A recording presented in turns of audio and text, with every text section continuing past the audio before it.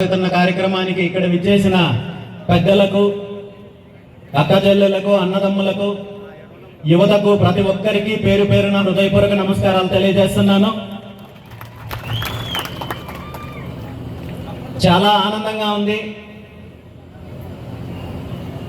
ఇక్కడ మారుమూల ప్రాంతంలో ఇంత పెద్ద ఎత్తున ఒక చైతన్య కార్యక్రమం జరగడము, దాని నిర్మాణానికి ఈరోజు శంకుస్థాపన జరగడము, ఈ కార్యక్రమానికి నేను ఇక్కడ వచ్చినందుకు చాలా ఆనందంగా ఉంది.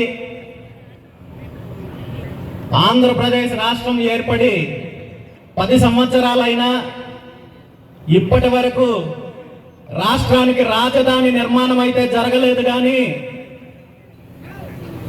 ఈ ప్రాంతంలో ఒక యాదవ సామాజిక వర్గానికి సంబంధించిన చైతన్య వేదిక నిర్మాణానికి ఈరోజు ఇక్కడ శంకుస్థాపన జరగడం చాలా ఆనందంగా ఉంది.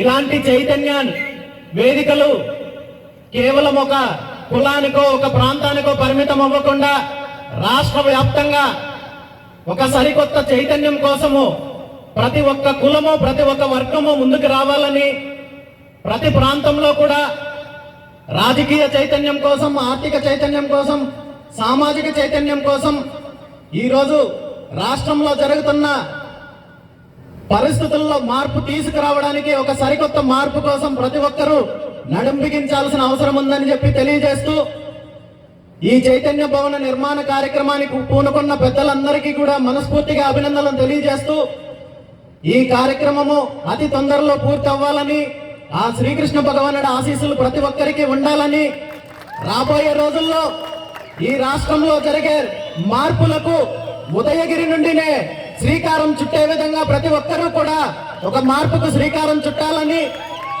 ఎందుకంటే ఉదయగిరి ప్రాంతంలో కేవలం యాదవులు మాత్రమే కాదు, బీసీ వర్గాలు చాలా అత్యధికంగా ఉన్న వర్గాల్లో చైతన్యం తీసుకొని వచ్చి ఒక సరికొత్త మార్పుకి, ఒక విప్లవాత్మకమైన మార్పుకి శ్రీకారం చుడతారని ఆశిస్తూ, మరొక్కసారి ఈ కార్యక్రమానికి పూనుకున్న ప్రతి ఒక్కరికి, ఈ కార్యక్రమానికి సహకరిస్తున్న ప్రతి ఒక్కరికి కూడా మనస్ఫూర్తిగా అభినందనలు తెలియజేస్తూ, ఈ కార్యక్రమానికి నన్ను ఆహ్వానించిన పెద్దలందరికీ కూడా మనస్ఫూర్తిగా ధన్యవాదాలు తెలియజేస్తూ సెలవు తీసుకుంటున్నాను.